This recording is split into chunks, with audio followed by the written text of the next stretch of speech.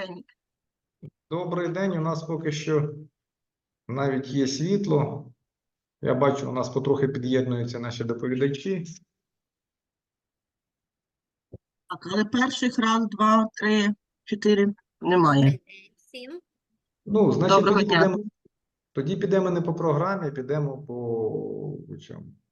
Ні, чекаємо, зараз доєднаються. Я думаю, що 2-3 хвилинки почекаємо, поки ми вступне слово скажемо, всі доєднаються. Щоб ми потім не збились, кого заслухали, кого не заслухали.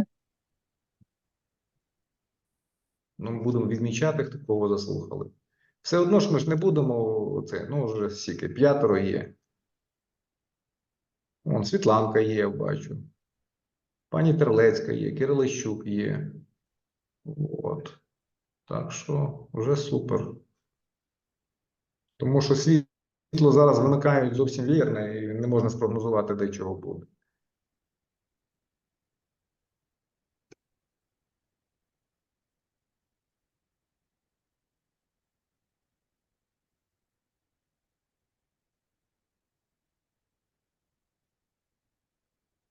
Ну, я бачу, що поки що перших 2 і 3, напевно, да, немає. Другі під'єдналися. Ось Людмила Гапон-Байда, дивлюся, є. Ну там доповідачем стає Тетяна Теркач. Ну, можливо, помінялись, можливо, плани змінились. Окей. Доброго Першого дня. нема, да? Поки що немає, да, але давайте ще 2 хвилинки почекаємо. Представників НОБІПа немає. Бачу, в ДТУ з'явилось відео, да?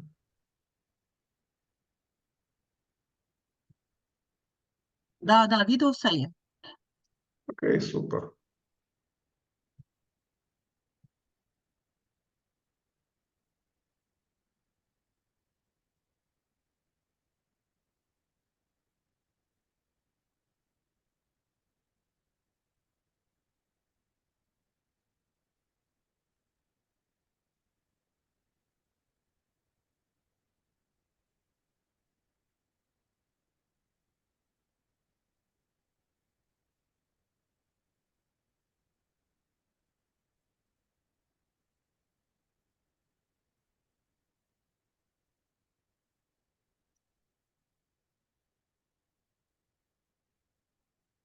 Будемо ще чекати, чи почнемо?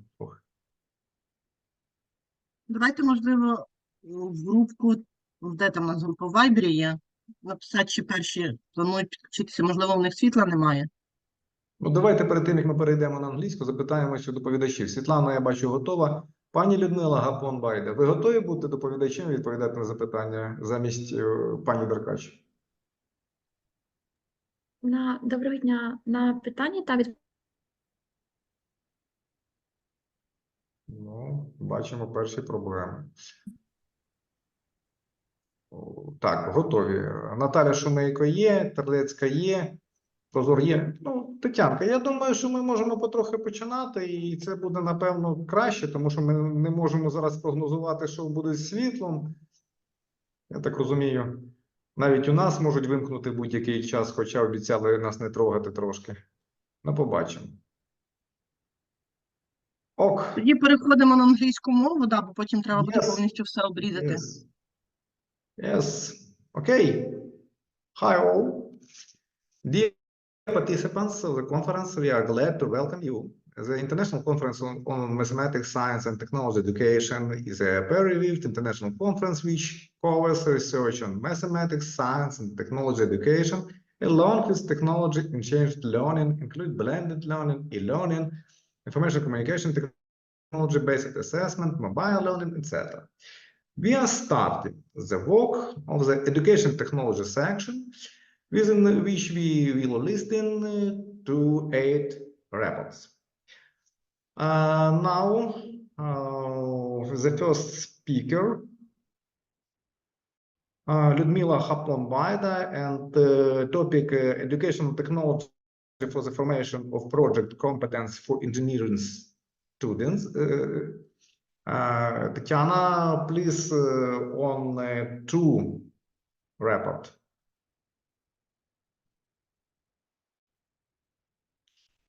Okay.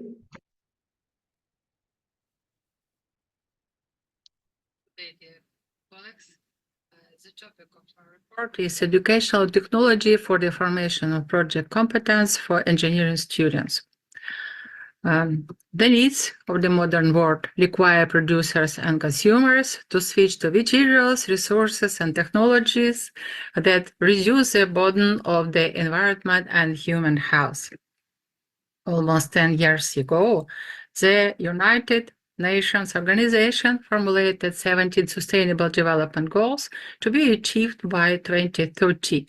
The goals were subsequently structured around four main types of sustainability: human, social, economic, and environmental. In turn, socioeconomic changes impose special requirements on engineering education.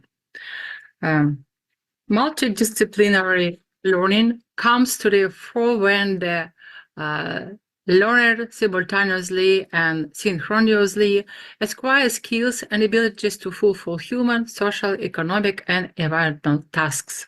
It requires the simultaneous development of three main components of professional activity: creative, scientific, and technological.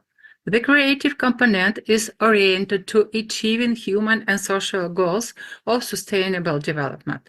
The development of the scientific component is closely related to the economic aspects of sustainable development, which consists of innovation, the financial income of companies without harming the environment, and other. The technological component is based on the development, production, and processes of products and industrial waste. Accordingly, the environmental tasks of sustainable development are primarily related to technologies, their development level, and specialist training. The synchronous development of these main components of professional activity is a complex problem.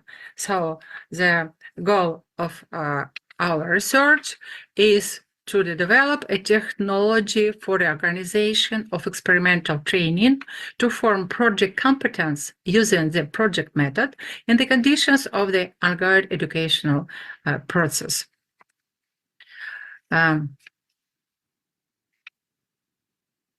So an educational organization, PGBL Works, created a comprehensive model and formulated 7 primary project design elements known as the golden standard of projecting. The idea of familiarizing students with the 7 golden design elements and mastering them in implementing projects developed personally is the basis of the educational materials in the experiment. So you see these 7 elements. Next slide demonstrates you survey methods that were as follows: determination of the main elements of the design project, determination of learning styles according to the Felder-Salaman method, survey of students after each stage of work, and some of statistical methods. The main tasks of statistical research were as follows: to determine the reliability of scale of the developed questionnaire used in the work. Such analysis allows to assess the reliability of the test with a single application and measure the internal consistency of the survey. Determine the nature of the distribution of variables, which allows you to determine representative indicators for the sample. To determine whether the difference between the sets of answers of the group of respondents at the stage, both of stage of experiments, is statistically significant. The answer to this question, in turn, allows us to assess the effectiveness of the proposed teaching methods quantitatively. Next slide demonstrates you the scheme of the experiments. The proposed scheme of the experiment includes 3 main stages. Students in the 4th year of Faculty of Fashion and Arts of Kyiv National University of Technologies and Design participated in the experiment. First, we determine the level of student knowledge regarding PGBL at the beginning of the experimental study. Students studied the basic concepts of problem-based and project-based learning. Before this lecture, students hadn't met using any projecting.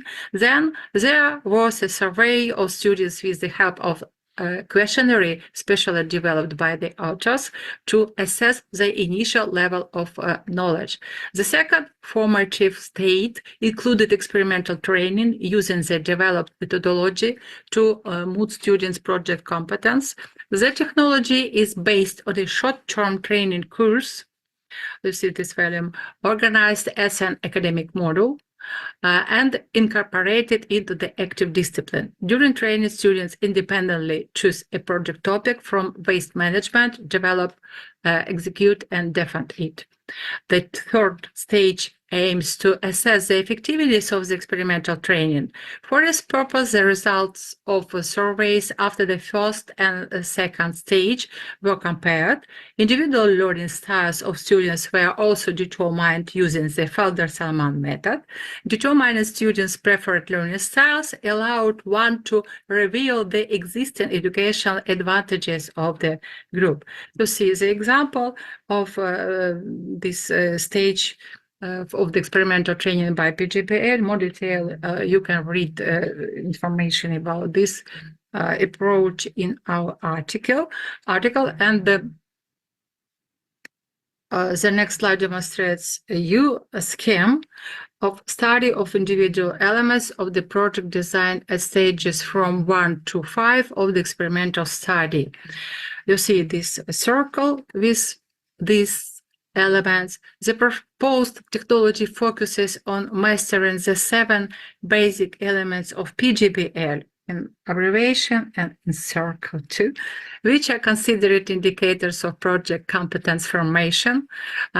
An essential part of the module is the organization of regular and prompt feedback between students and teachers using short daily surveys via Google Forms.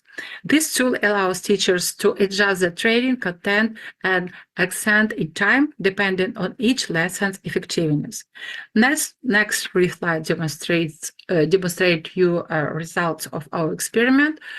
Comparison of the average scores of individual design elements based on the results of a certain informative experiment. You see the values of average scores increased after the respondents underwent experimental training for all elements without exception.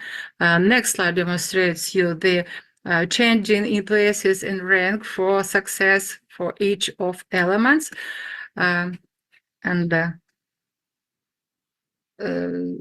They proposed, and you see the difference between the results of formative and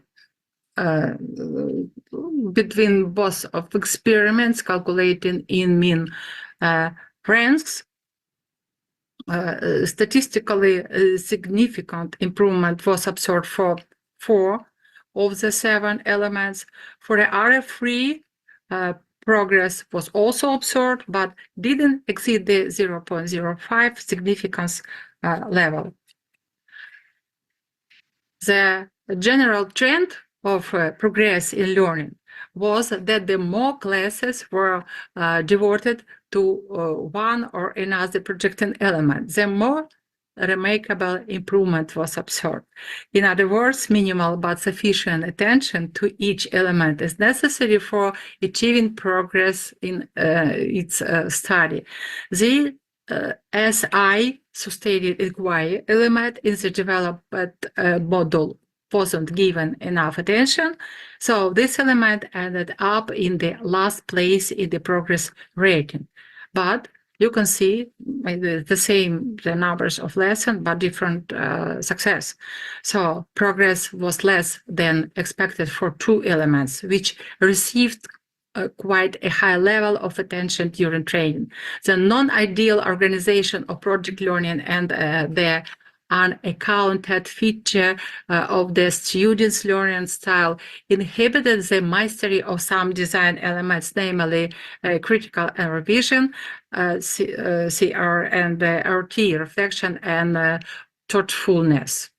Mastery of CR element includes active discussion among all participants. However, the chosen format of individual projects wasn't entirely favorable to broad discussions, limiting the possibilities of exchanging ideas in contrast to group projects. Accordingly, implementing group projects should contribute to a better understanding of the CR element. Studies of learning styles have shown the advantage of students' active styles of information comprehension over a reflective one. Most students preferred an active learning style compared to a reflective one. Developing reflective thinking is vital for mastering the RT element. This factor has become the reason for slowing down progress in mastering RT. The development of reflexivity due to the implementation of the proposed special exercises in the educational process is promising for eliminating the identified deficiency. Next slide demonstrates your conclusions and prospect for future research. The developed educational technology isn't limited to the studied topic and has the potential for future development and explanation. Subsequent studies will aim to eliminate the identified shortcomings. Thank you for your attention. Thank you. Very interesting research. Have a questions? No questions. I have one questions. Okay. Please tell me whether the mass use of agile in education as a methodology will lead to qualitative change in training. Oh, please repeat your questions because I don't hear some words. Okay. Please tell me whether the mass use of agile methodology in education will lead to qualitative change in training. We consider the advantage of our approach that we conducted research in the conditions of an actual educational process, received instant feedback, and therefore had the opportunity to take corrective actions during training. So I think that we have the quite quality, the results. So. Thank you. Any questions? No. Thank you. Very interesting. And next speaker. Thank you very much. Next speaker. Okay. Topic: the formation of visual thinking of students in technical universities in the context of higher. No. Vyacheslav Vladimirovich. Yes, it's here, Taisia Sayapina, and we now start third article. Super. Okay, topic microlearning technology based on video content, advantages, methodologies, and quality factors. Please.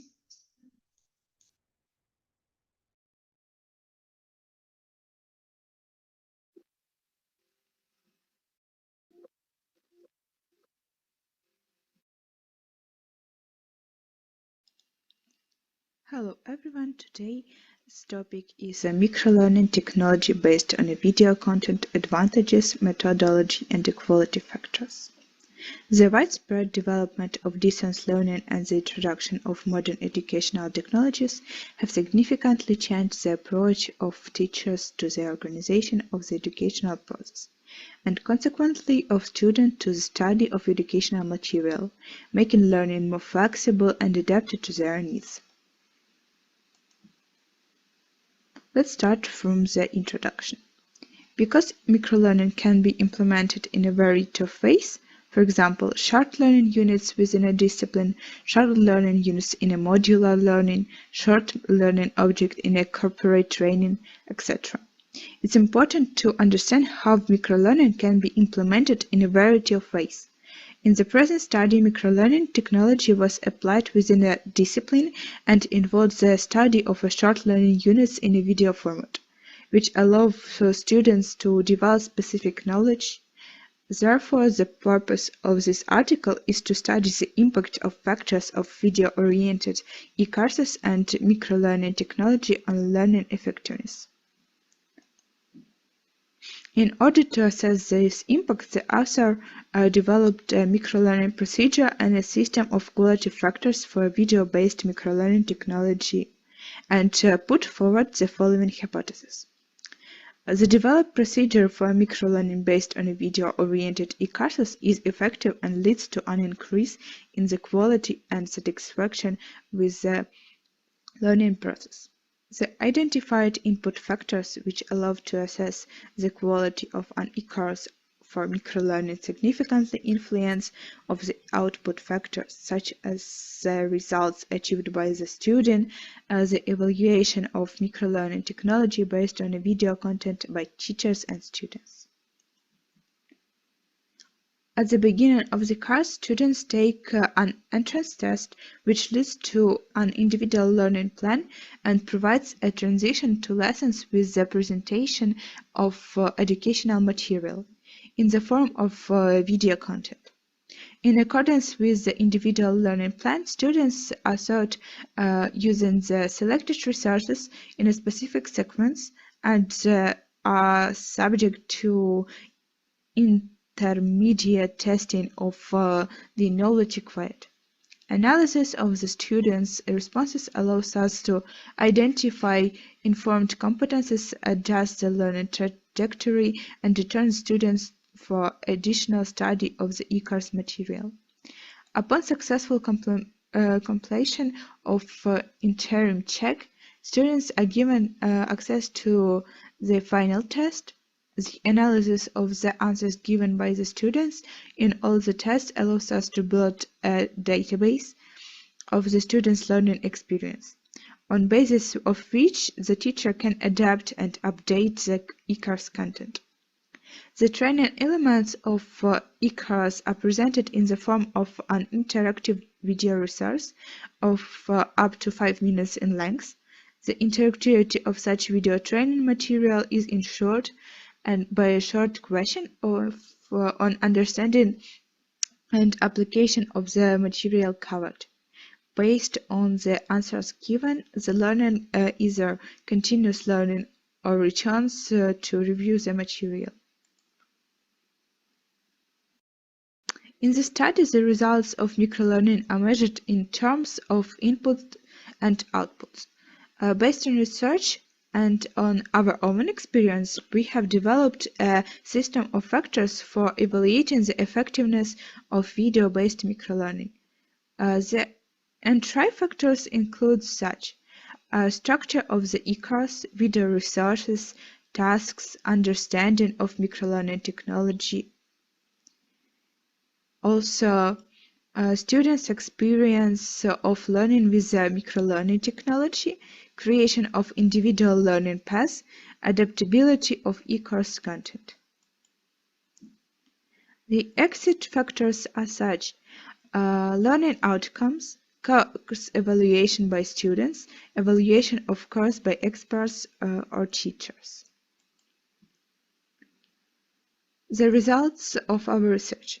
The experimental study involved 8 teachers from the Faculty of Computer Sciences and 31 first-year students in the field of knowledge, 5 social and behavioral sciences, specialization 51 economics as a part of a discipline of information systems and technologies in economics. In the first semester of 2023-2024, the students studied the module types and sources of economic data using the microlearning technology based on video content, collecting data from experts on video-based microlearning technology by distributing a questionnaire in an e-course based on a Moodle platform. Let's continue with the analysis of experimental results. In this study, the output-oriented SBMA-DA model was applied to assess the relative quality of students' learning in a video-based microlearning technology. The SBM-DA model, unlike radial DA models, works directly with the slacks, excess input and shortfalls in output, and abandons the hypothesis of proportional changes in variables. The results of the DA model show that out of the total number of respondents, the effectiveness of these learning technologies was rated by 29 experts, which is 75% of the respondents and indicates the quality of this video-based microlearning technology. In order to assess the impact of the input factors on the learning outcomes, a regression analysis. And let's sum up with some conclusions, which are such as identified microlearning technologies as effective, necessary to pay more attention to the influence of the other factors and of the educational process, such as the learning environment, the availability of different tools integrated in the educational environment of the educational institution, satisfaction and motivation of learning, the lack of tasks and the availability of video resources are the main factors influencing the low quality of students' learning. Thanks for your attention. That's all for today. Thank you. Have a questions? Yes, if you don't mind. Please. Why did you say micro-learning? What is the difference with learning? Please tell me. Dear authors, please.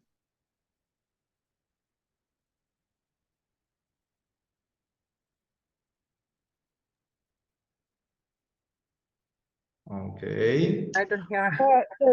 Sorry, a second. Just Yes, my internet connection. maybe some problems with It's technique.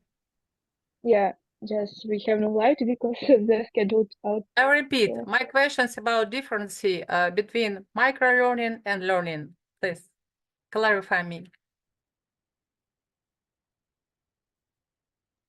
Micro-learning is the method of learning, which is the main goal of which is to divide the difficult theme into smaller parts to get the better understanding of the topic. Can you identify input factors? What is it? Input factors. Input factors. You talked about output and input factors. I'm interested in input factors.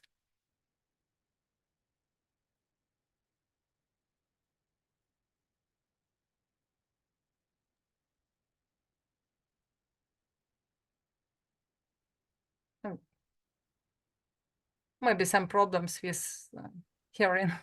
So. Okay.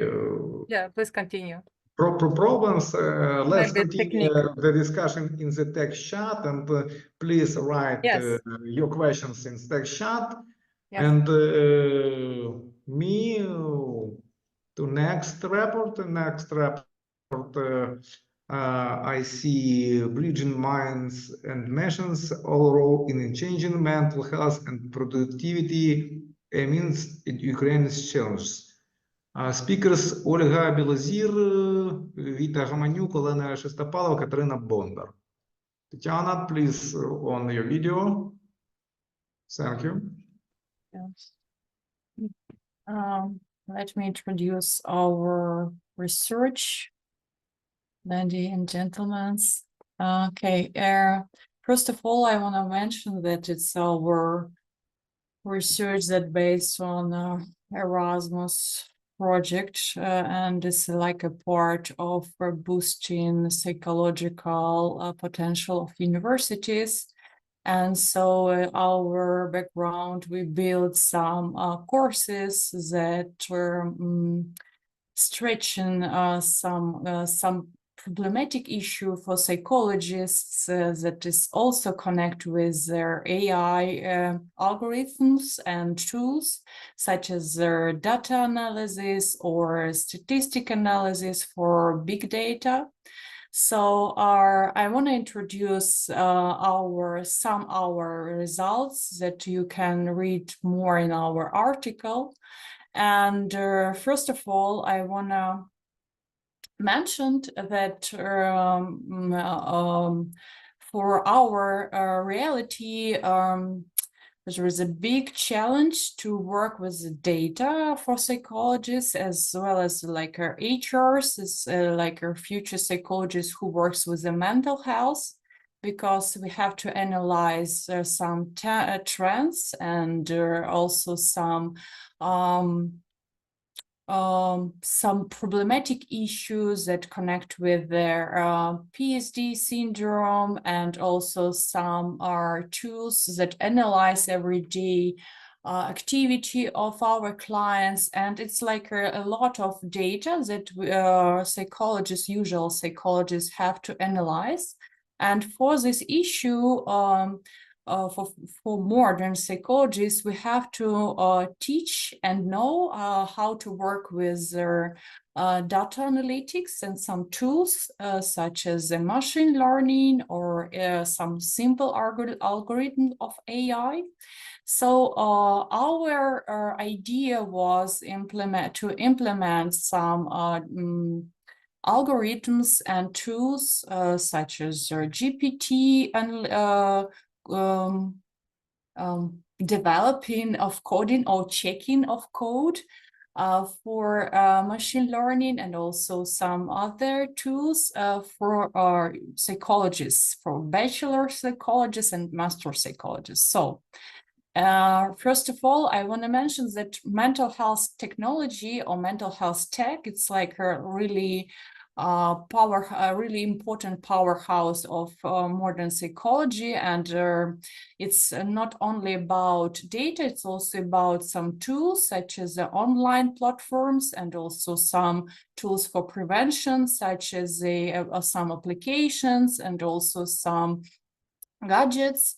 And usually it's based on CBT therapy and some other approaches that connect with their cognitive and behavioral therapy. And it's based on AI also algorithms that analyze usual behavioral of clients and their, for example, sleeping problems or eating problems. And it's like a big number of data through their daily routine. And so it's some kind of new approach that started to develop like 5 years ago, not more.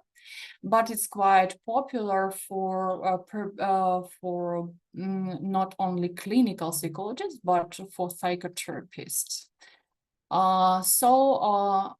If we speak about crisis online counseling, that was our idea of work. We work with a course of crisis online counseling course. So AI in psychology usually enhance or stretching diagnostic tools. Also, it's usually for treatment plans, such as supporting veterans, support of veterans, or support of children that are affected by war or trauma. And it's like a training AI algorithms for practical psychologists. But we have some ethical considerations because we work with sensitive data, and we cannot use some real cases as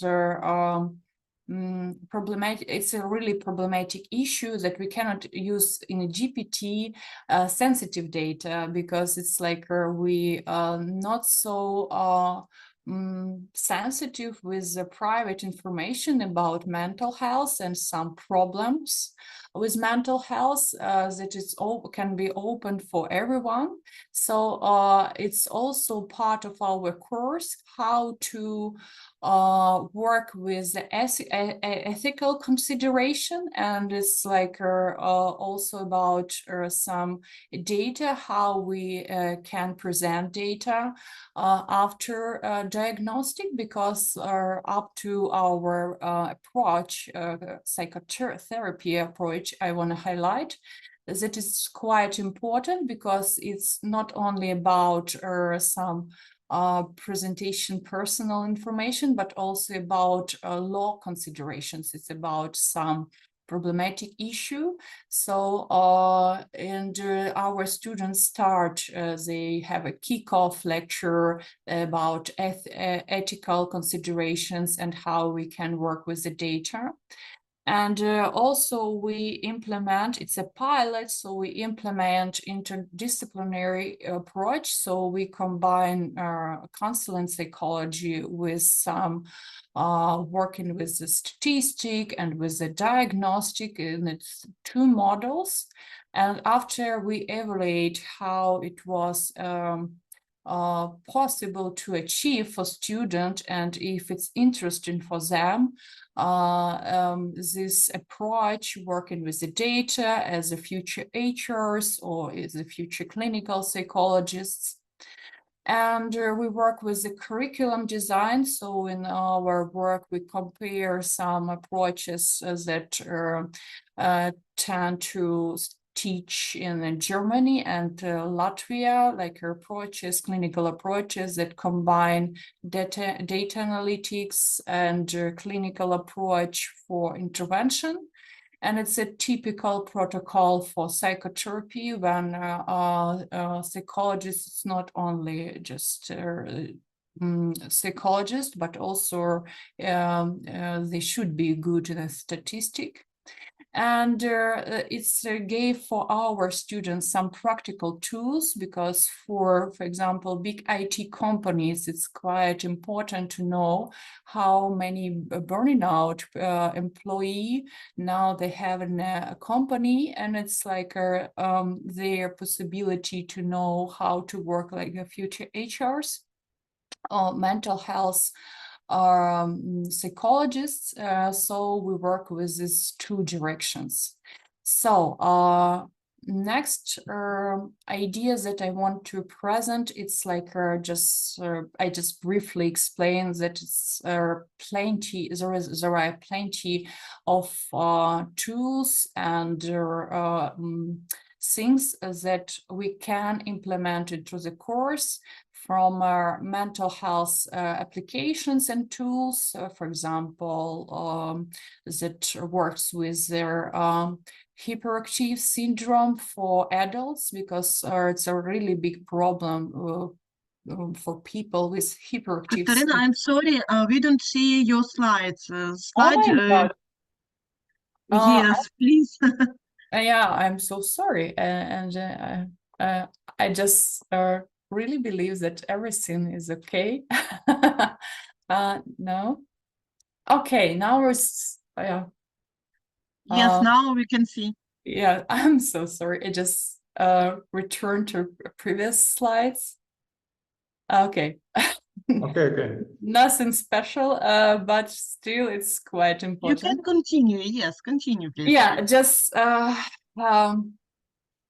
okay, it's like a number of approaches that we can implement in the counseling in psychology, and it's all about digital approach. So it can be virtual reality therapy or data analytics and AI, like a highlighting of all clinical psychology.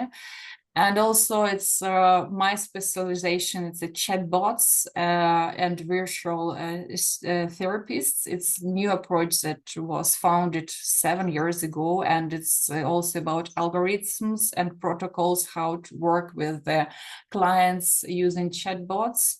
And also are well known for Ukraine. It's an online support communities. It can be groups or private sessions, but it's like a tiny percent of all approaches that we have for for implementation in our courses, because we moved to the more digital environment for psychotherapy and psychology.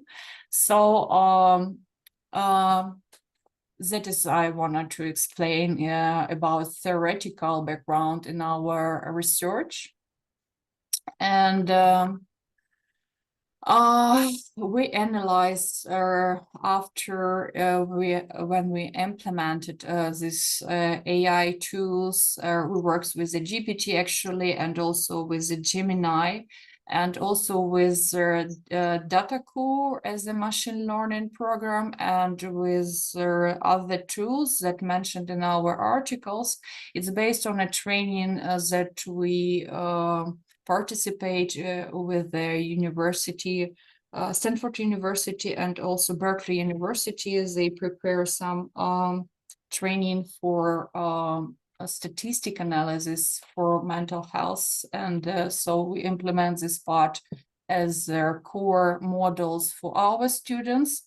And we wanted to see how our students were satisfied after that. So it's our sample. It's not so big as we need, but it's a pilot. We don't need to evaluate like 900 or more students, because it's just a pilot for project. And we work with the course evaluation. So it's the core methodology of course evaluation. So we work with the tool of transactional distance by Zhang. It's a questionnaire that based on these scales that you see on the slide. I hope everyone see my slide now. I have a lot of worries about that. No, everything is okay. And we work with engagement between student and content, student and interface, teacher and student, and student and student. And it's the core idea of this tool that when we work with online, the big distance between content and student and professor and students create a really high percent of dropout and ignoring course. So we analyze how quickly students answer for exercise, so how they have done their tasks, home assignment, and as well as how they participate and are engaged into their practical part. So it was really important to know if it works or partly works, or it's like a wrong approach.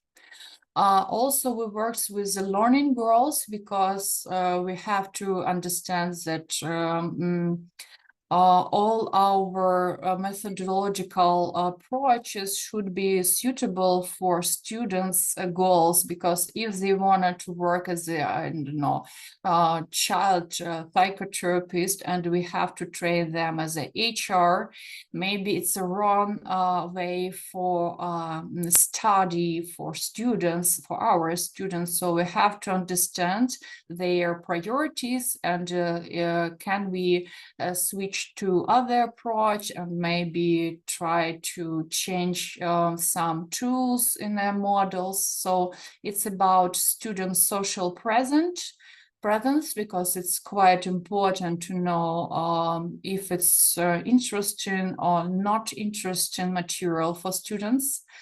And also uploading on time or not uploading on time, as I mentioned before, and student grades, because their educational level is also important, because we can analyze how they understand material, can they use this material according to, for example, Bloom taxonomy, so they can use these tools, or just a theoretical approach that they know how to do it and it's just it. And last but not least, it's also we analyze with usual evaluation, university evaluation tool that are focused on design of programs, if students satisfied or dissatisfied this design, and also style of teaching quite important because it's some professors can present quite complicated task quite good at the same time other professors they haven't these skills of presentation, so it's quite important to remember of this problematic issue. And also learning resources, which books we can use for education. So we use some online platforms that was developed also by California University for psychologists. It's data analytics and statistic for psychologists that was translated into Ukrainian 1 year ago. So we use this guideline. And I wanted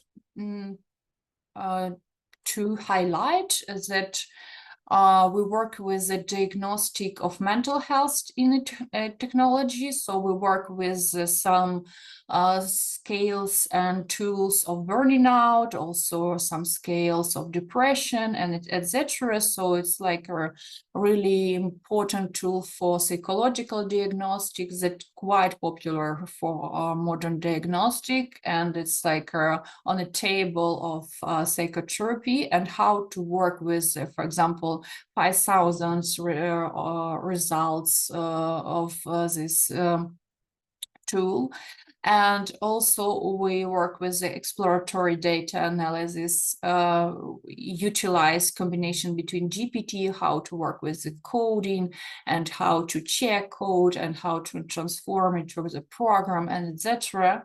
And so we work with the Python also coding and data for prediction how what result we anticipate in the future. So we will have a burning out of this company in the future, or it's maybe it's like a plateau, or this result decline or decrease in the future, in a close future.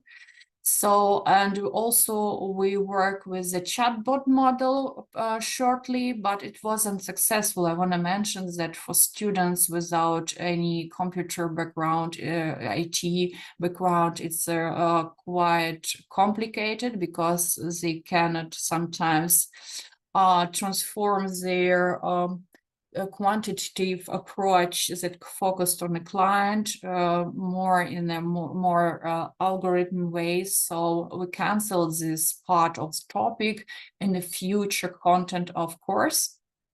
And after that, we work with the evaluation. So we have two questions for our research. What factors works with the student satisfaction, and especially for online environment, because if we work in a usual offline environment, it's quite different approach because professor can connect with the student more precisely and explain some details and give some cases. But via online or via Zoom, it's quite complicated task. And so we analyze this strategy, as well as we work with analytics of correlation between student satisfaction and their achievements. So they can satisfy after course, but course can be simple and superficial, and that is why students satisfy this course. Or course can be really complicated, but it's really useful for their future work. And that is why we should analyze this correlation, because if they have low grades and they unsatisfied, it means like it's too complicated for them, but it's really important course, so it's like a fundamental course. And so it's our result. I don't want to stay like detailed, obsessed, nitpickers that analyze every data that we have in our result. You can read in our article. But I wanted to highlight that quite important factor for student satisfaction is their student and student engagement. So they have to work in small groups and work as a team. And in their group, we have two groups actually. In a group, when they have a micro groups, they had a micro groups. They have really they have higher level of satisfaction by course than students that work independent. And also they have a really high satisfaction of design of program, of course, I mean, because for a group that focused on a future HR career building, they more interested in these topics that students that focus on child support and kindergarten work. So it's also up to their background. And in conclusion, I want to mention that tools that we have, they can create for course for psychologists, create more friendly design of learning, user-friendly design of learning, and it's also some tools that can use not only for coding, but also for some explanation of complicated problematic issues in psychotherapy. So we play with some transformation of theories and also work with some retransformation of conclusions, and it gives them a really good background for our students, because some students, they stuck on their conclusions because of a really high level of stress in the work condition. At the same time, they can analyze how really good to analyze, for example, data, and what step-by-step procedure for this analyzing. As well as we have to remember, as the professors or teachers or educators, work with the transactional distance. So it's not only about our lectures or about some wonderful tools that we can use, but also we have to remember about design of our classes. So it's like a combination between group working and also working with the environment and working with the tools. And when we work with a really clear preparation of classes, it's kind of good result of evaluation by course, but not only, but also they have a really good background of knowledge, our students. So Irina, I'm really sorry, please, your time is over, and we now but must, that's it actually. Thank you for your attentive and consideration. thank you, yes, and we Thank have you. questions in the chat for you. Yeah. Thank you. Interesting and extensive study, many calculations, conclusions, but a little out of the rules. Therefore, my questions and other in the text chat, where I will ask for answer, and we move on to the next report. And Thanks. next report, the formation of visual thinking of students in technical universities in the context of high mathematics education. Speaker Olena Prozov, Tatiana Krylychuk, Svetlana Kyrilchuk, and others. Please. The formation of visual thinking of students in the technical universities in the context of higher mathematics education. Modern students differ from previous generation in their speed of thinking and preference for graphic information. But why do many of them struggle with understanding mathematics? The problem lies in the insufficient development of abstract and logical thinking. Modern students have unique thinking characteristics that require new teaching approaches. To some extent, this deficiency can be remedied by forming visual representation of some basic mathematical concept. The ability to freely manipulate visual objects is also an important component of the professional training of future technical specialists. In our study, we explored how the use of visual methods can improve the assimilation of complex material in higher mathematics. We believe that the information of visual thinking can significantly change the understanding of mathematical concepts.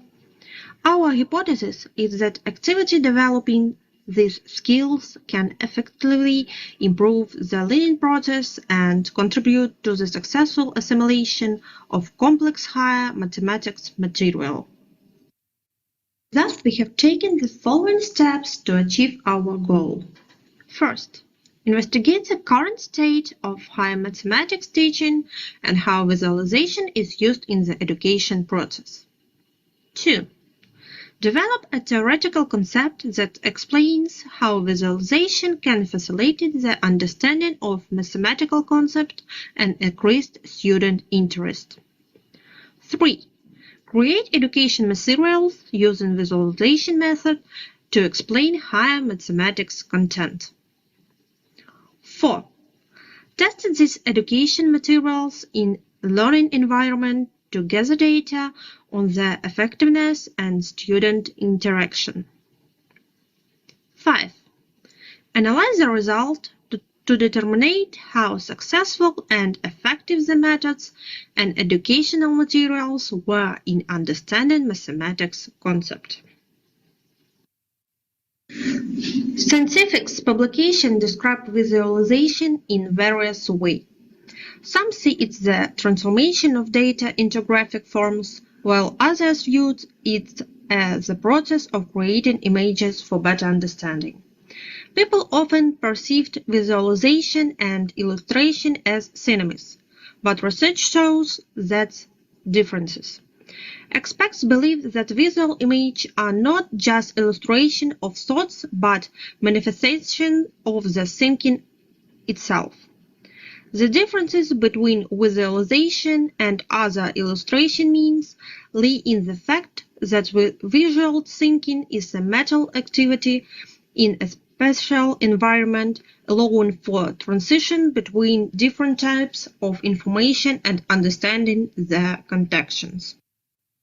Visualization plays an important role in systematizing and understanding concepts in higher mathematics course. It can help students transform abstract mathematical concepts in concrete visual images, making them easier to perceive and remember. We propose some ways to use visualization for systematizing higher mathematics concepts. First, using graph to display function, curves, differential equation, graphs, etc. This allows for a visual understanding of relationships between different variables and the structure of objects. 2. Using geometric shapes to illustrate abstract concepts. For example, geometric vectors can help in understanding linear space and operation of them. Using animation to demonstrate process and transformation. For example, animations can help in understanding the process of differentiation or integration. 3D visualization to demonstrate concept of differential geometry, such as surface curvature and Gaussian lines. Using 3D visualization allows for creating complex models of mathematical objects that can be difficult to imagine in ordinary space. An example where visualization helps solve the Cauchy problem, allowing students to perform elements of qualitative analysis of integral curves. Students analyze the corresponding process by constructing a fragment of the corresponding integral curves and attempt to predict what other integral curves will look like. It is important to analyze the content of general and particular solution. The content of the general solution allows one to understand the dynamic of the process and its behavior in the victim of central points. Analyzing such situation allows students to understand the significance of mathematical modeling. For instance, the graph of a particular solution indicates the presence of Manier's extrema, while the graph of the general solution characterizes the present different linear center points. The visual approach to learning mathematics fosters the ability to interpret information, present mathematically, accurately use mathematics to convey information, and solve problems. Students find the visualization of machine epsilon interesting. When construction graphs, machine epsilon can be used to visualize small difference between numbers that, although very close, still differ due to the limited precision of float point numbers.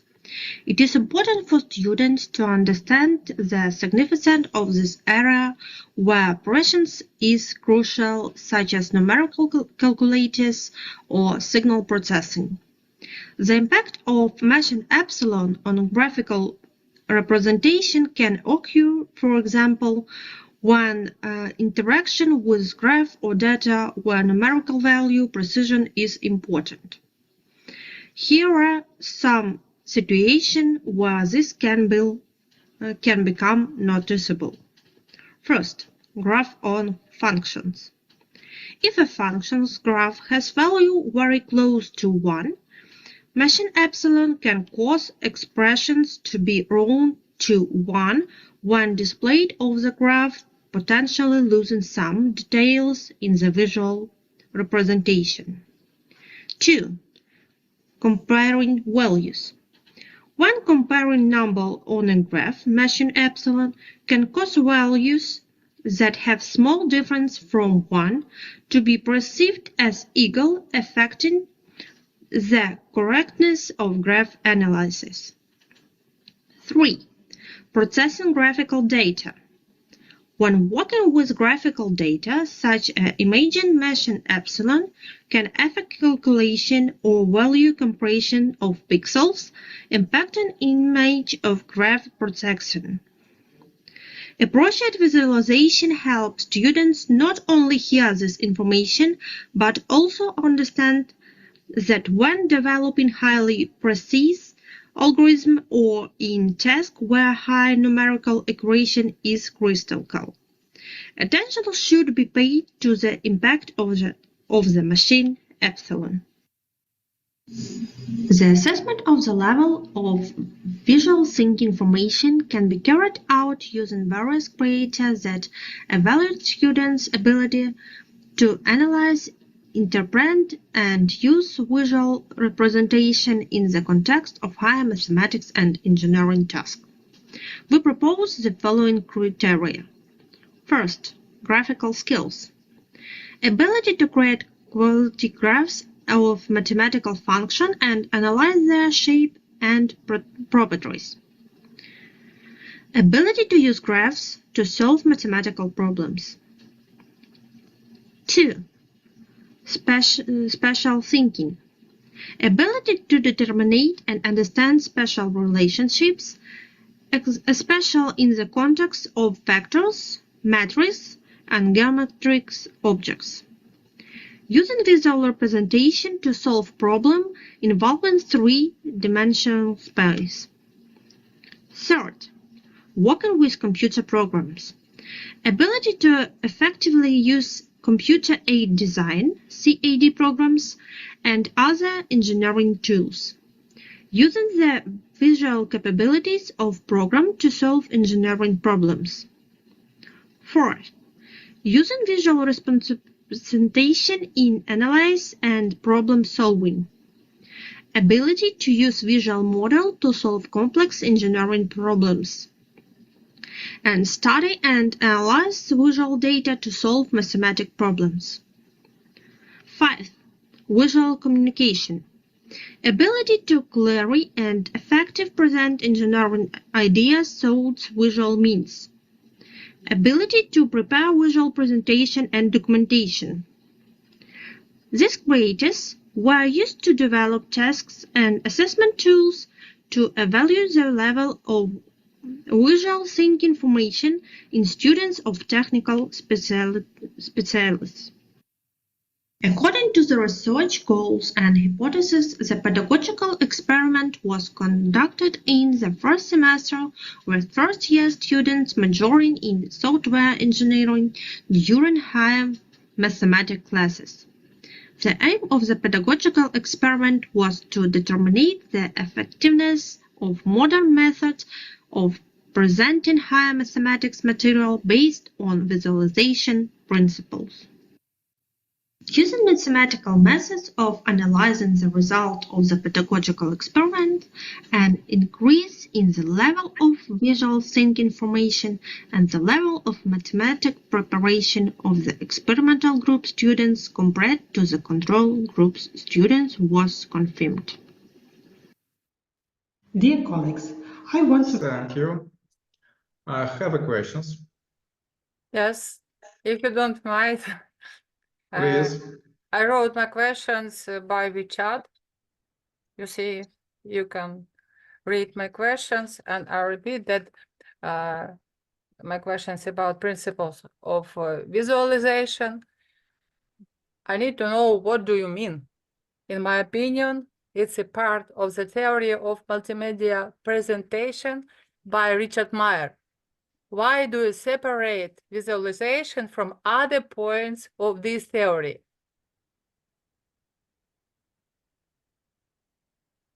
Why only visualization? Answer. This. If you have some problems with technique, you see in chat. Доброго дня всім. English, please. English, будь ласка, українською. English, write English in text chat, please. Okay? Yes. Text chat, відповідь. Напишете нам Yes, відповідь yes. в текстовому чаті англійською мовою. Дякую. Добре. I wrote my questions in text chat too. And next topic. Next topic, theoretical exploration of university ecosystem design under conditions of digital transformation. Tatiana, please. Present the paper Theoretical Exploration of University Ecosystem Design under Conditions of Digital Transformation by the authors Oksana Buynicka, Lilia Warchenko-Trutsenko, Svetlana Vasilenko, Valeria Smirnova, and Tatiana Terlecka. The presented research is carried out within the scientific topic Designing an Open University Ecosystem in the Context of Digital Transformation of Society, at the research and theoretic analytical stages. Thus, it is predominantly of theoretical direction. In today's presentation, we cover the background for an open university ecosystem design, the results of the analysis of different educational ecosystems, prerequisites of a university ecosystem design at Boris Grinchenko Kyiv Metropolitan University, and define directions for further research. The research questions we formed for the current research are: is there a regulatory framework for the design of a university ecosystem? Does Boris Grinchenko Kyiv Metropolitan University have a sufficient background for the open university ecosystem design? Recent changes in work, study, social interaction conditions, together with rapid development of technologies, have led to new requirements, needs, and changes in approaches to work. This entails the need for a fundamental change in organizational structure of higher education institutions. The ways to achieve a university competitiveness, openness, transnationality, and sustainable development include synergy of education, science, innovation, academic and business community. That is, a new university ecosystem has to be built to meet the above-mentioned criteria. The theoretical background for the research is made up of analysis of Ukrainian and international normative documents and leading scientific publications meeting the keywords digital transformation, university ecosystem, open university. The digital transformation of society affects the work of universities at all levels and directions: educational, scientific, managerial. This brings new opportunities and challenges to which universities need to respond. Society expects an open and accessible education environment, powerful infrastructure, flexible learning, and effective management of the educational process. At the same time, universities influence digital transformation of society, as they take steps to provide affordable education, train highly qualified specialists, implement and develop innovations, and provide lifelong learning. University science develops advanced technologies and thus influences the acceleration of digital transformation process in the economy and society. We studied more than 30 ecosystems related to education, information on 14 of which is presented in the paper, to find out an algorithms and regularities of ecosystem construction. However, no unified algorithm was discovered in the process of the research. We managed to single out the criteria which should be considered in the process of a university ecosystem design. They are goals of the university, the size of the ecosystem, abilities and facilities of the founder, target groups, needs of stakeholders. A new model of functioning and activities of a university should have both physical and virtual campuses to interact with society with an integrated system of physical and digital educational, scientific, and management environments. The traditional campus will remain essential as a hub for social engagement, concentrated learning, and research challenges. The virtual campus will extend the university's reach, making it accessible for cooperation and collaboration with other educational and scientific institutions worldwide, businesses, and governmental structures. Boris Grinchenko Kyiv Metropolitan University has got an information and educational environment, a digital campus, a system for the development of digital competence of teachers, a system of ratings, etc. An important component of the information and educational environment is the electronic learning system, which is constantly being developed and updated in accordance with the needs of the educational process participants. The personal digital environment of the teacher and the student includes distance learning, a module for implementing the selective component of the educational process, the study plan, the trajectory of personal development of competences, etc. To implement the program of openness, e-portfolio, activity register database, institutional repository, Grinchenko University's internet portal, social network pages, electronic scientific professional journals were developed. All available digital resources of the university are grouped into a complete information infrastructure, digital campus, by main categories: digital education, digital science, digital control, image and leadership, digital space, infrastructure. The university's resources will serve as a background for digital transformation and building an open university ecosystem. An approximate model of such an ecosystem is presented on the slide. The authors plan to substantiate and describe the model of an open university ecosystem in further research. To summarize the current research, we singled out the following points. Digital transformation of education requires a change in higher education institution structure, which is confirmed by national and international normative documents. This leads to the question of an open university ecosystem design. There is no unifying algorithm for university ecosystem design. Peculiarities of a university must be studied and considered.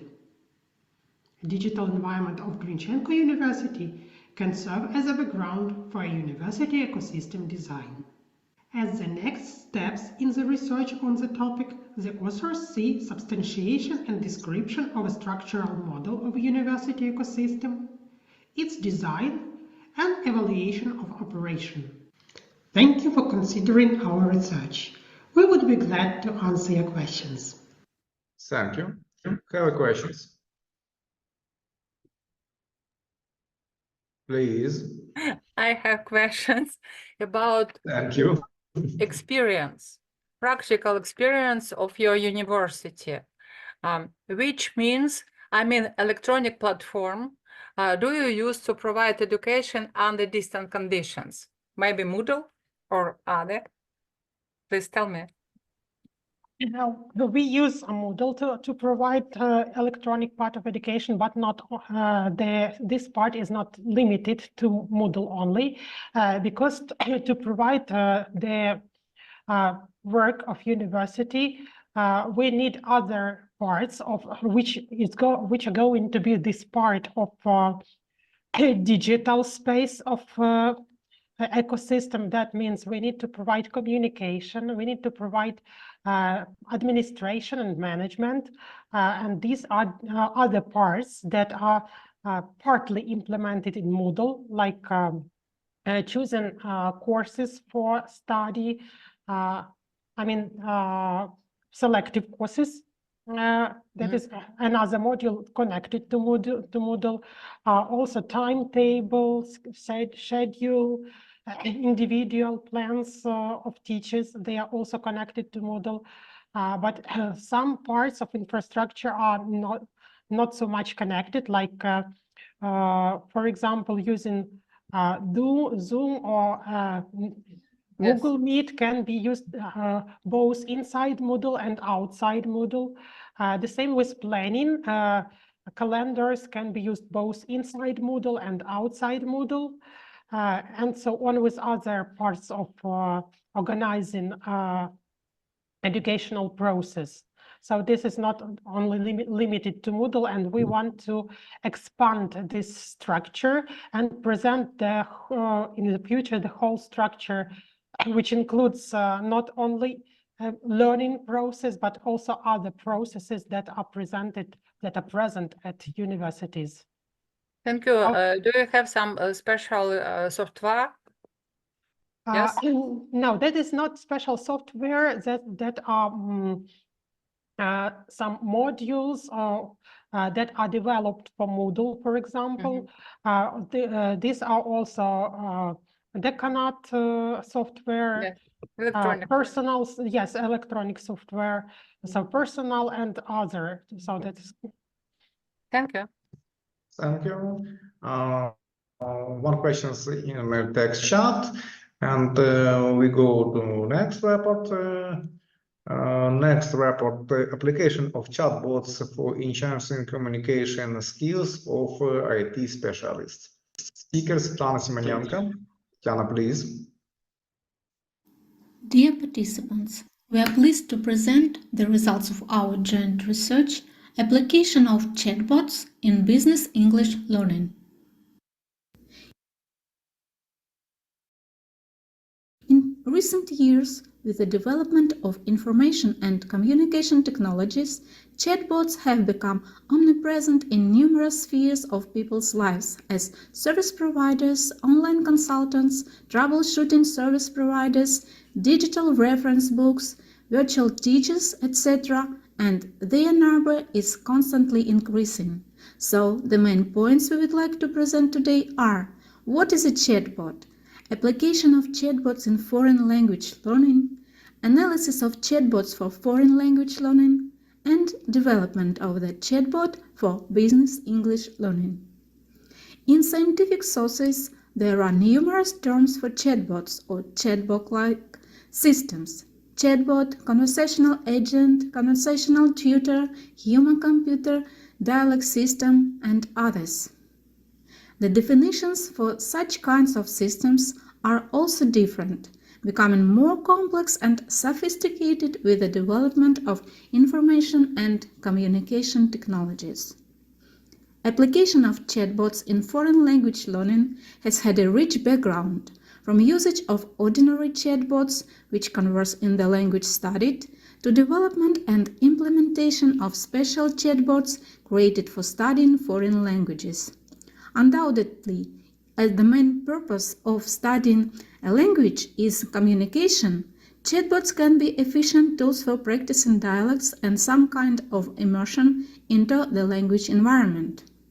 There are at least 5 ways to use chatbots for language learning: as interlocutors, simulations, helplines, and for transmission and recommendation. In order to determine the user-friendliness and efficient technical abilities necessary for learners, before designing our own chatbot, we have studied several online chatbot builders and the provided chatbots. The profound chatbots introduced by authoritative linguists and educated teams in their language learning applications have been also used in order to specify the communication manner, attractiveness, and prepossessing for young adults. Thus, the chatbot features which have been analyzed are also advantages for prospective business English learners. These beneficial parameters are the abundant content, the diversity of the content formats, communication manner, user-friendliness, the consolidation section. The mentioned above features are not necessarily present in every application to the full extent, but their presence is an additional constituent for the application attractiveness for English learners. The comparative analysis of several smartphone applications has been very helpful for selection of both the linguistic aspects and forming their coherence and for making the chatbot to be character outline. The following English learning applications have been chosen for the analysis: Duolingo, Monthly, Virtual English Tutor, Memrise, English Career Bot. The results of our analysis are presented in the table. Our team has developed a business English course for engineering and computer science students, which provides communication of undergraduates with a chatbot. The chatbot, named BBot, Business English Bot, enhances both business communication skills and command of English. While designing, building, and introducing BBot, the English teachers had the following challenges: to design a learning means which assists the business English textbook but does not copy it, to find the balance between the instructional and entertaining material and to keep learners' focus in the first category, to choose various additional multimedia online resources with free access in order to enhance reading and listening skills, to build a chatbot with a very manifold structure and to make it look comprehensible for learners, to choose an appropriate testing means for different language skills, to create an impressive character, intriguing and unobtrusive at the same time, to automate communication processes according to predetermined learning scenarios, to let students understand the purpose of the chatbot, to incite students' regular turn to BBot, and to encourage students to prolong active communication with BBot after the Business English course is over. The Business English course includes several topics aimed at forming skills in applying for a job, having a job interview, establishing business relations, and maintaining contact with employers, colleagues, partners, and clients, writing and responding to business letters, communicating face-to-face, via telephone, and online. The cost aspects include also forming students' awareness of equality, diversity, and inclusion policy, and enhances intercultural communication. Each section mentioned above has focus on a coherent English language aspect, vocabulary, and grammar. Several themes of the Business English course are presented in the table. In order to define if chatbot inclusion in the Business English course mentioned above has enhanced the students' learning outcomes, and if it is the case, to what extent, the test of experiment and control group have been carried out. The group majoring in computer science was given the task to use the textbooks, the distant Business English learning course, and to spend at least 1 hour a week learning with a chatbot. The group majoring in engineering used only the Business English textbook and the distant learning course. The exit tests of the experimental group have shown that experimental group results have been 17% higher than the results of the control group. Additionally, the computer science students have had a survey about their experience in learning with the chatbot assistants.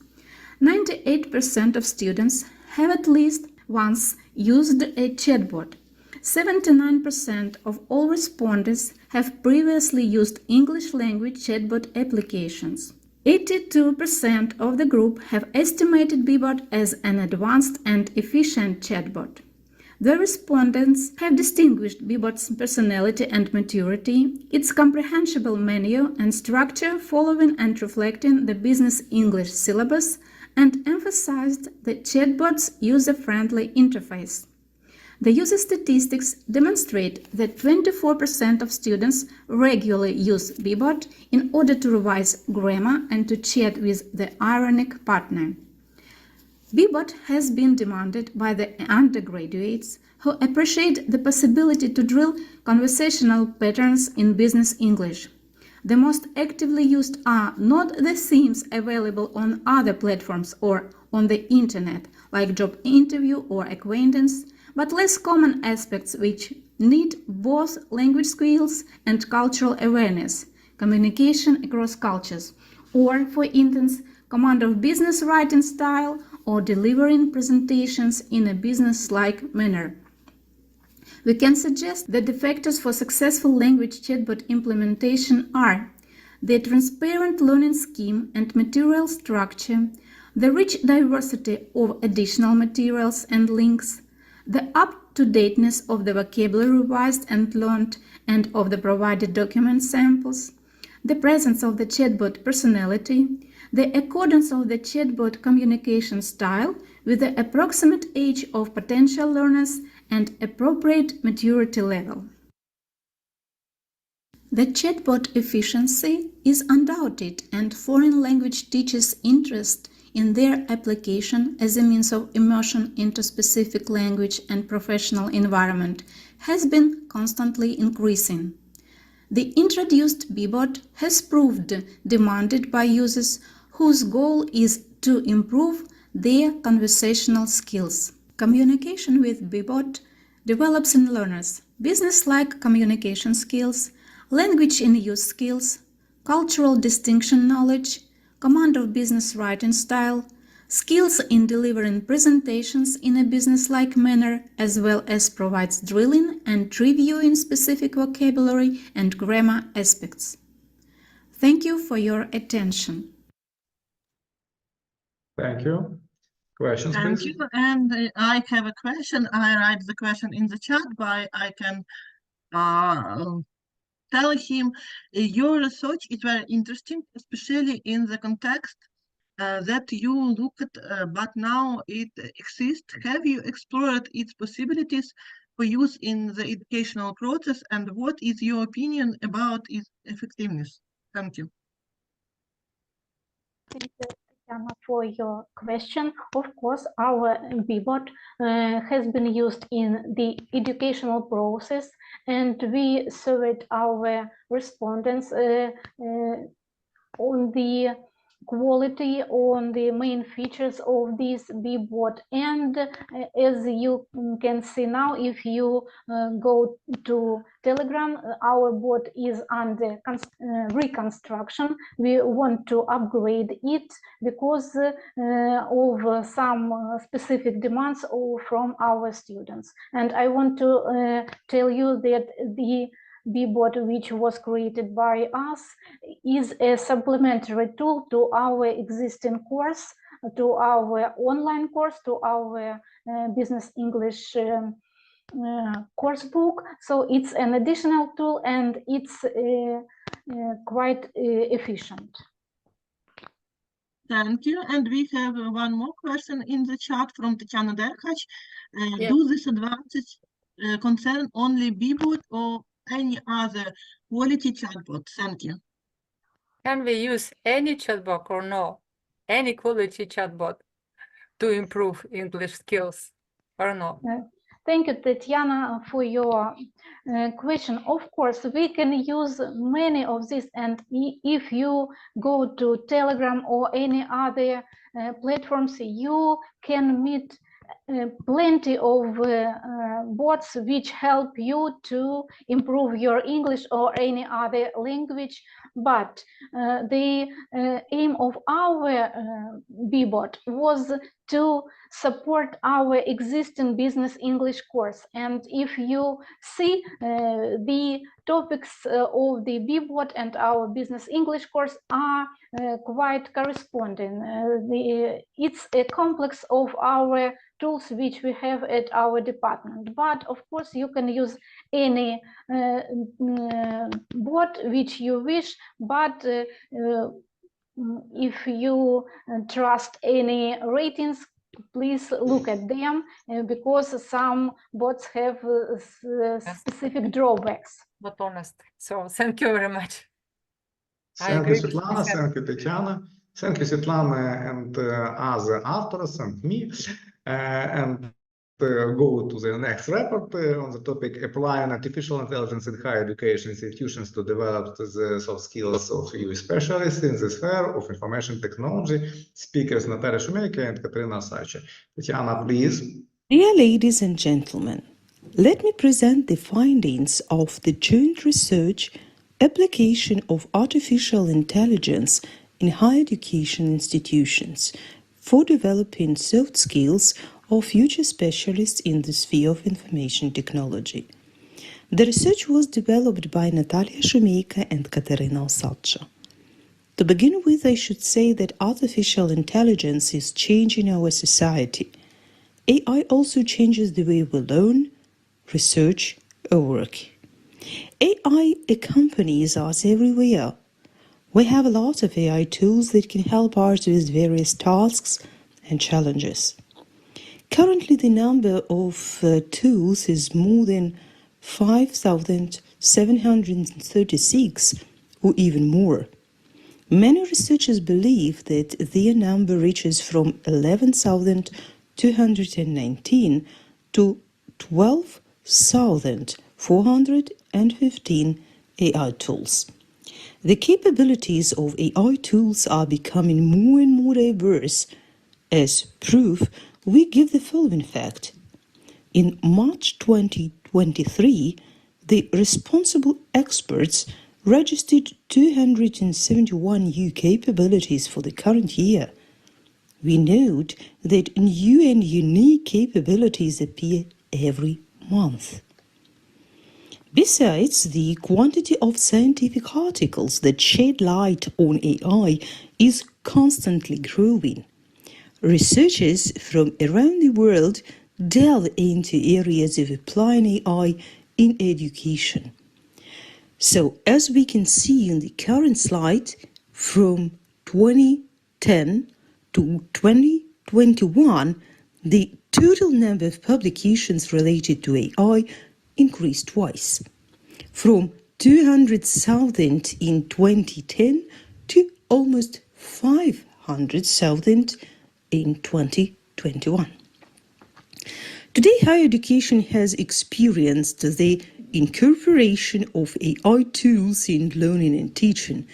In our view, it's not a surprise for all, as in modern reality, AI in education refers to integrating AI into educational practices to ensure that the entire learning process is effectively supported.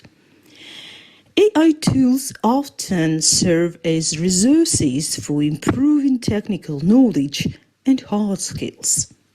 We also would like to mention that the development of the hard skills, programming languages, database management, statistical analysis, storage systems and management of future IT specialists is essential. These skills are valuable for conducting work in the IT sphere. However, alongside the development of hard skills, soft skills arise as an equally crucial aspect of the training of IT specialists at the university level. Let us mention that studying humanitarian disciplines at universities contributes to developing soft skills for future IT professionals and promotes a successful career path. Humanitarian subjects, particularly the study of a foreign language, are primary contributors to soft skills development, ensuring the well-rounded training of future IT specialists.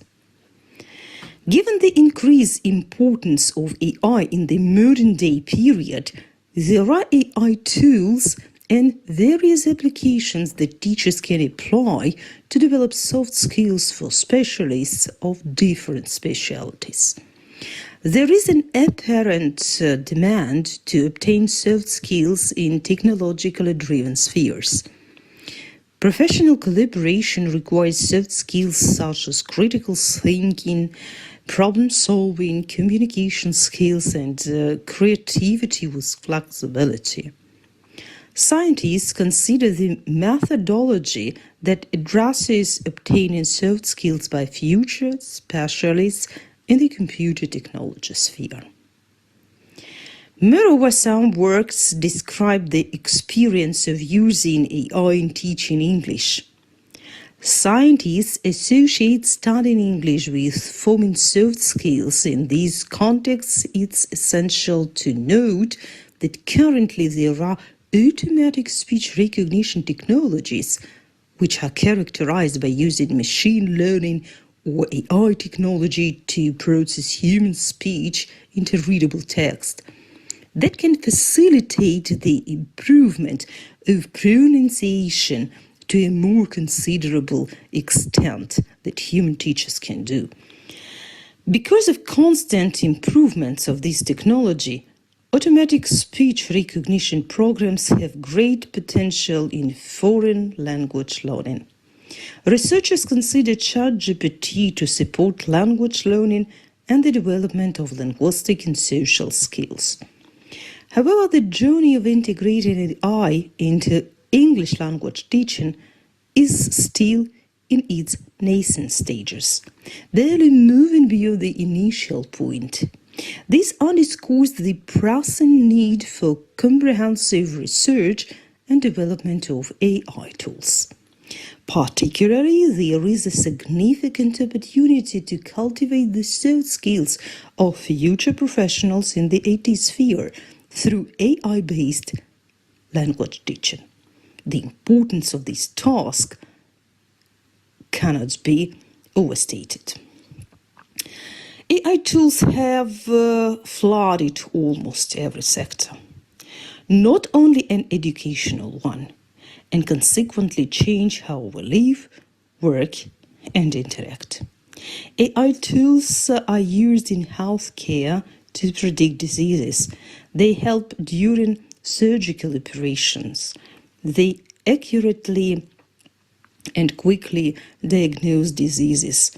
Business people use AI tools to do big data analytics,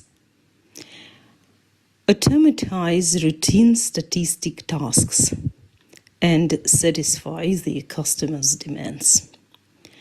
People use AI tools in the entertainment industry for audio, image and video analysis, gaming, journalism, script writing, filmmaking, social media analysis, and marketing. Citizens, researchers, and employees use AI tools in the transportation sector to optimize routes, predict maintenance needs, and development autonomous vehicles. The materials analyzed and presented above confirm that AI spreads in almost all spheres of modern-day life. The area in which AI is expected to have the most significant impact is education. It will promote a new twist in teaching and learning. At the present stage in the education sector, teachers use AI tools in education to support active self-regulated learning, personalized, blended, and adaptive learning formats. AI tools help educators tailor and satisfy each learner's needs, enhancing special educators' learning process. Today, the professional training of IT specialists is only complete with AI tools. The AI tools are applicable for solving programming problems, improving the code completion strategy, intelligent Python language teaching, mathematical training, assisting novice programmers. It's a well-known fact that soft skills are also crucial in the future professional activity of IT specialists. Therefore, we focus on AI and consider it as a useful resource for developing and improving the soft skills of future IT specialists. AI tools are applications or systems that use AI techniques, including machine learning, deep learning, natural language generation, speech recognition, biometrics, and more, to complete tasks that usually require human intelligence or creativity. In our contemporary world, we are fortunate to have a plethora of AI tools that can assist us in a wide range of tasks and challenges. The company Sequoia Capital has provided a document titled Generative AI, a Creative New World, the Generation AI Application Landscape. The document comprehensively covers the practical domains of use of generative AI, text, code, image, speech, video, 3D, and others, the specific functions that applications perform for each category at the applications level, and the models of which they are based. These are just a fraction of the numerous AI tools available today. As we move forward into the future, we can anticipate a steady stream of AI tools being developed daily. These tools are not just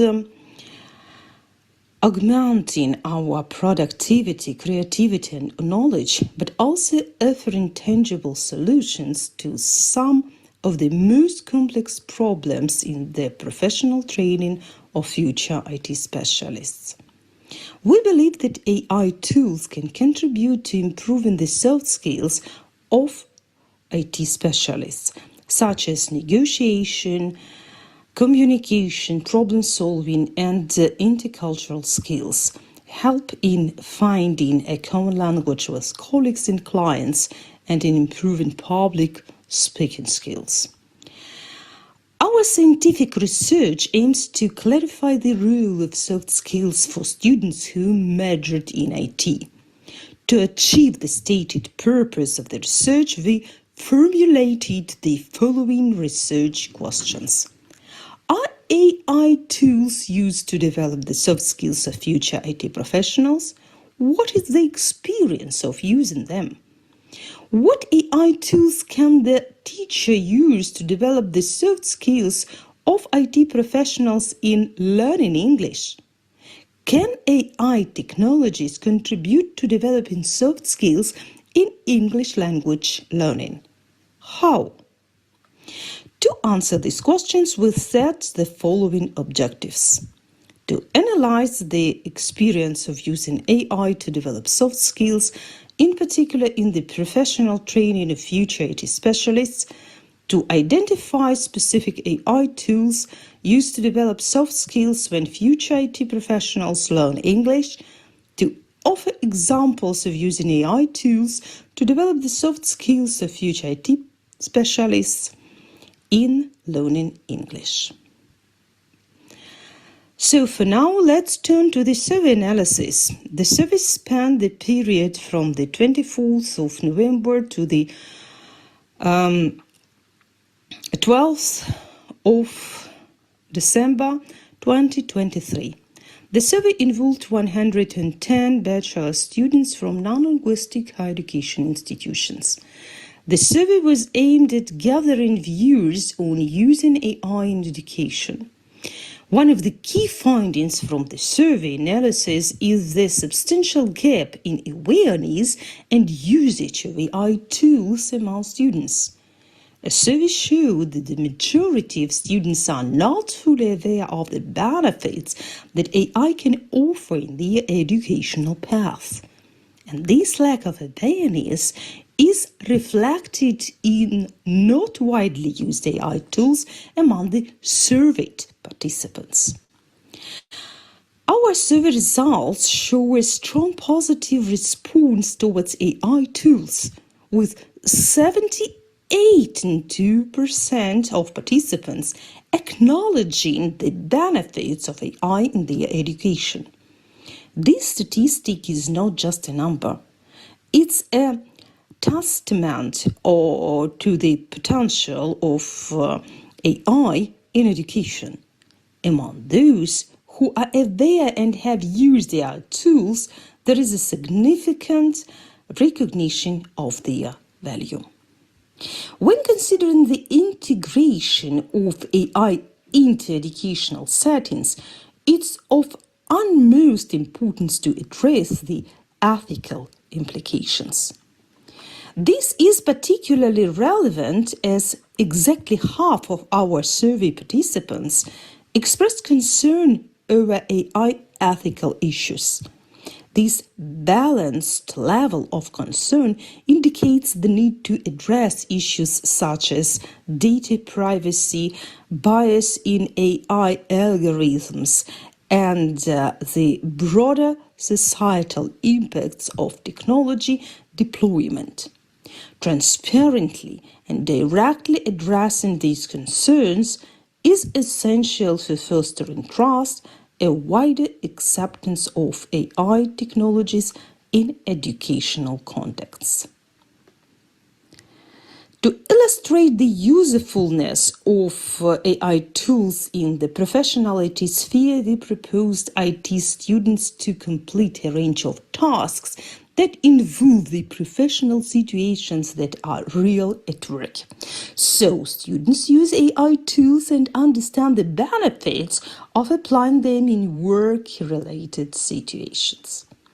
To form communication skills, you can invite students to set Microsoft Copilot tasks to write a negotiation plan on creating an online store site or an interview question. Such tasks will provide students with examples based on which they can develop their strategy or scenario of communication with the customer regarding the development of the particular software product or prepare for an interview. To form negotiation skills, you can invite students to set Microsoft Copilot tasks to write an example of negotiations between the customer and the programmer on software product development or project tasks. Such a task will allow students to get an example based on which they will gain an understanding of the principles of negotiating with clients and therefore will be able to develop negotiation skills. To form problem-solving skills, you can invite students to set Microsoft Copilot tasks based on the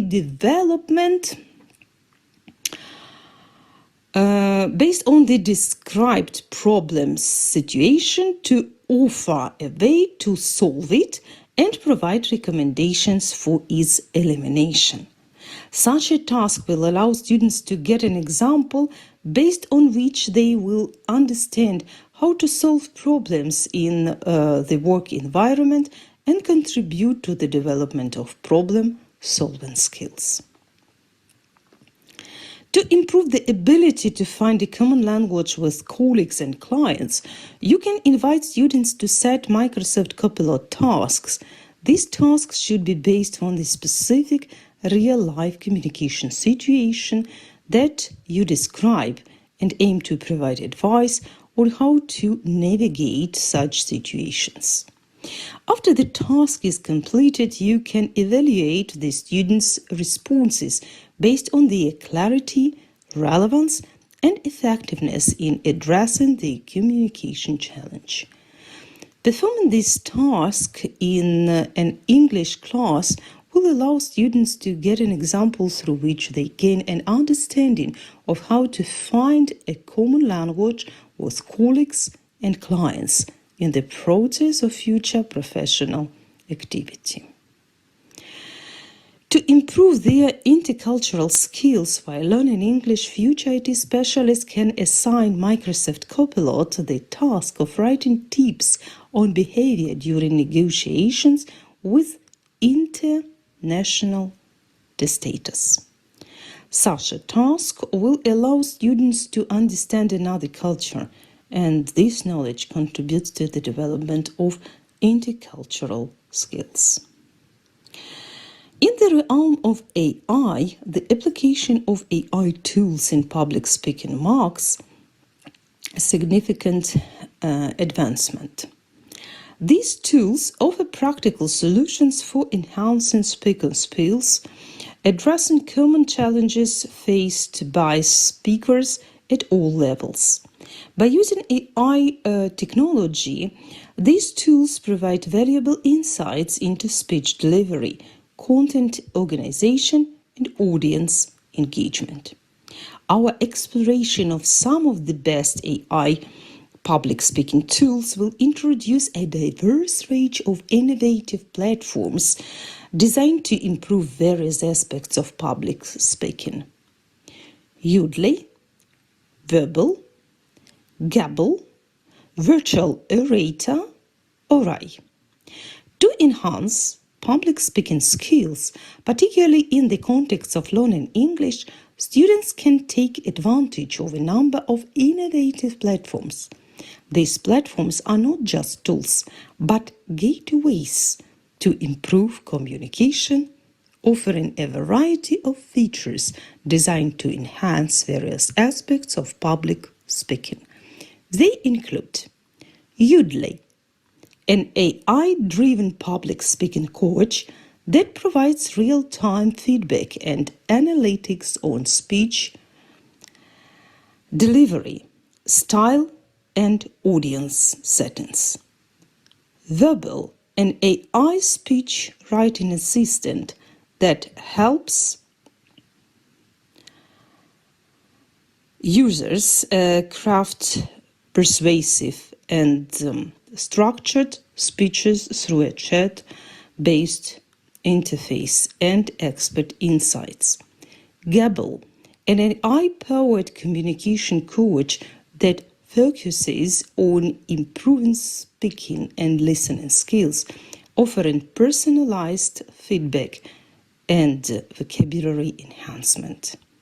Virtual Orator, VR simulator that replicates realistic public speaking scenario, allowing users to practice in front of virtual audiences and record their performances.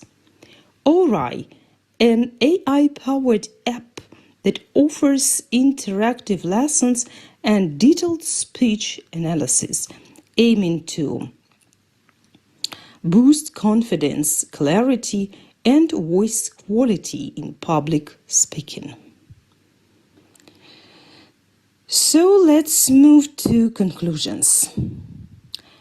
We made an attempt to explore the potential of AI tools in developing the soft skills that contribute to the success in future professional activities in the IT sphere. We stated 3 research questions, the answers to which we obtained in the process of the research in the following scope. Artificial intelligence tools, or tools with elements of artificial intelligence, are used to develop communication skills and training future IT professionals. In particular, AI tools are used to developing critical thinking, problem-solving, communication skills, creativity, flexibility, and independent learning. The survey results confirm that AI tools have an important function in learning English as a foreign language by IT professionals.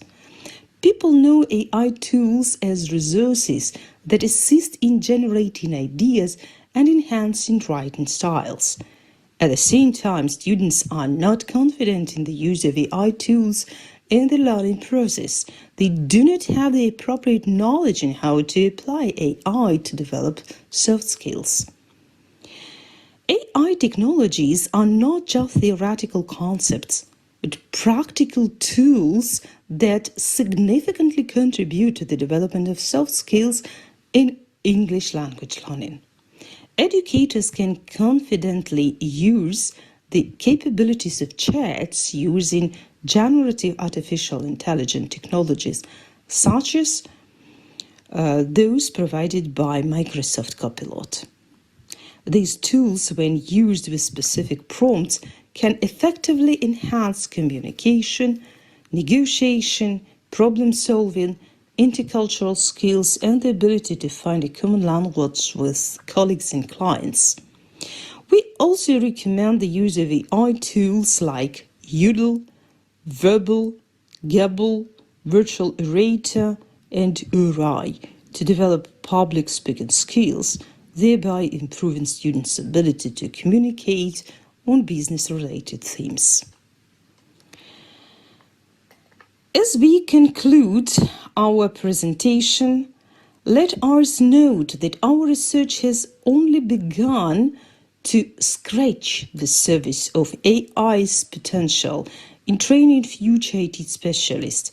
Given the rapid advancements in AI technologies and their wide-ranging applications, we urge future research to delve deeper into the practical effectiveness of specific AI tools and methods in educational settings. This is all the information I wanted to present to you. Thank you very much for your attention. Thank you. Very interesting and thorough report, but unfortunately very long in terms of time. So please answer the questions in the native text chat. Thank you. Thank you. And the last topic.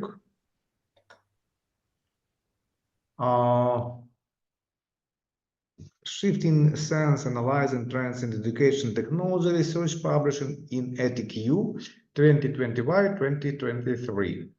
Speaker Tatiana Vakaluk, please.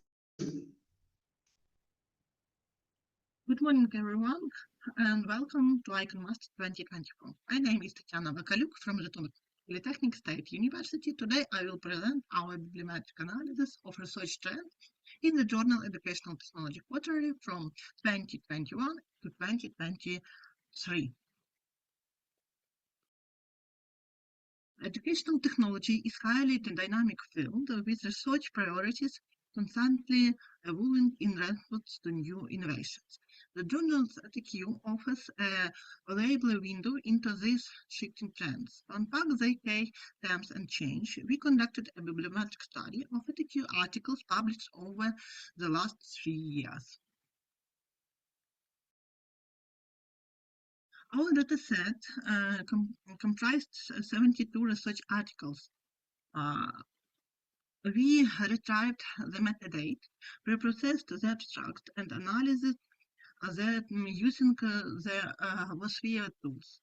Various bibliometric techniques we applied, including keywords, temporal, network, and geographical analysis. The keyword analysis renovate 5 main topic clusters centered on digital skills, Pedagogical models, technological infrastructure, research methods, and COVID-19 central keywords like learning, reach, multiply domains. Temporal mapping illuminate how research priorities shift over time. Pandemic-related themes studied in 2021, while topics like gamification and virtual labs emerged later. Digital competence showed particularly rapid and sustained growth. Okay, network analysis surfaced insight into keywords relationship. For instance, model connected several clusters, while niche core topics were more isolated. Problem solving research integrated diverse topic from learning to technology. The most frequent overall subject included library science, computer science, and education. Geographically, TQ authors spent 13 countries, with Ukraine the most frequent. However, global representation, especially from the Middle East and Africa, increased in recent years, even as European countries, led by Poland, remained productive. To conclude our analysis, identified prominent themes and evolving priorities in current EdTech research, exemplified by TQ. We offset the field adapting to disruption like COVID-19 while advancing longer-term goals like digital skill development. The findings provide a foundation for more advanced contextualized bibliometric studies to further unpack these critical trends. Okay, future work could include conducting deeper statistical analysis, placing the pattern in a broader context, comparing EdQ with other journals, and tracking focus areas over longer time spans. Through such efforts, we can continue to allocate the forces shaping this transformative domain. Thank you for your attention. I would now be happy to address any questions or feedback you may have. Thank you. Thank you. Questions, please.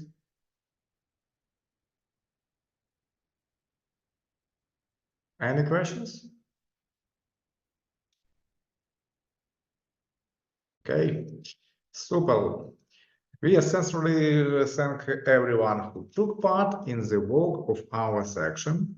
We considered 8 reports on different issues related to education technologies. Many reports were considered specifically about the use of artificial intelligence, probably because it's a very relevant issue now. Once again, I sincerely thank everyone, and I suggest that you turn on the cameras for the final joint photo.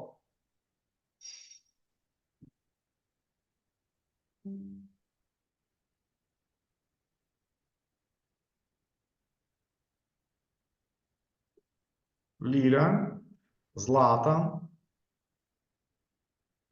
Таисия, Тетяна. Turn on cameras, please. Thank you.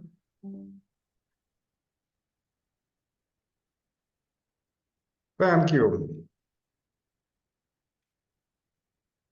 Thank you, you all. And goodbye. Thank you very much. It was Thank nice you. to see you again. So maybe see you soon. Bye-bye. Thank Thank you you. very much for your Bye-bye. hard work. Bye-bye. Bye-bye.